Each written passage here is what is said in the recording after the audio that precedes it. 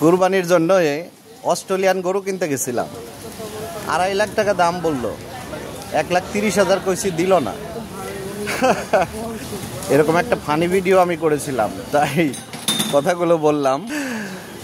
যা হোক, একটু ফান করলাম। তো গরু একটা কেনা হয়েছে শেষ পর্যন্ত। চলেন গরুটা আপনাদেরকে দেখাই। তো আমি কিন্তু একা কিনি নাই, আমার সহকর্মী আছে, আমার প্রতিবেশী আছে সাথে, সব মিলে পরে দেশি গরু কিনলাম একটা 1,10,000 টাকা দিয়ে। তো সবাই বলছে যে গরুটা কেনায় অনেক জেতা হয়েছে, কারণ এই গরু যারা গতকাল বা পরশু দিনও কিনেছে তারা 1,30,40 এই দামে কিনছে, অন্তত 20-25,000 টাকা লাভ হয়েছে। হয়তো মাশাআল্লাহ এটা ছিল ভাগ্যে। তো ভালো একটা দেশি গরু কেনা হলো। আপনাদেরকে চলেন গরুটা দেখাই।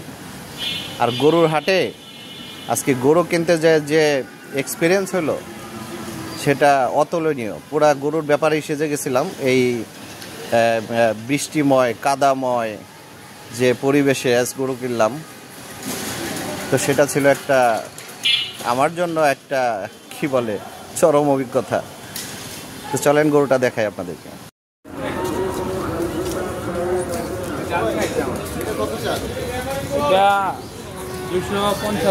আচ্ছা 250। এগুলো কত? কোনটা কত?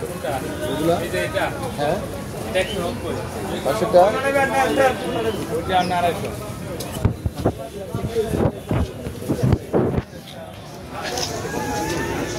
এটা কার ভাই? কত দাম হয়েছে বলেন? কত দিবেন? কত চান ভাই? 165 টাকা। এটা কত? এটা 175 টাকা। কত দিবেন এটা? বলেন, আপনি বলেন।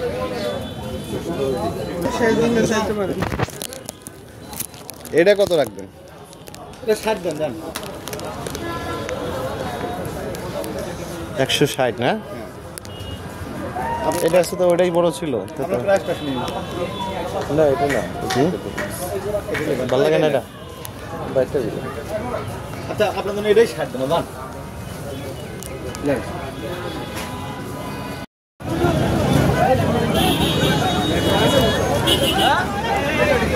ভাই গাড়ি লাগবে? এই আলামিন ভাই,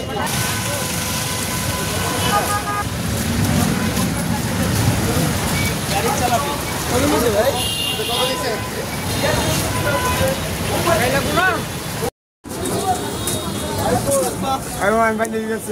আমি এনে বইতা সামনে যাই বই। এ মামা, তুই যাবি সাথে?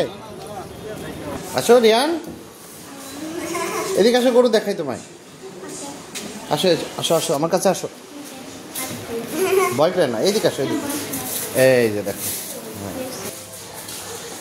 কি খবর, কেমন আছো? আরে মা দেই ভাই, গরু ভালো করে ফেলছেন।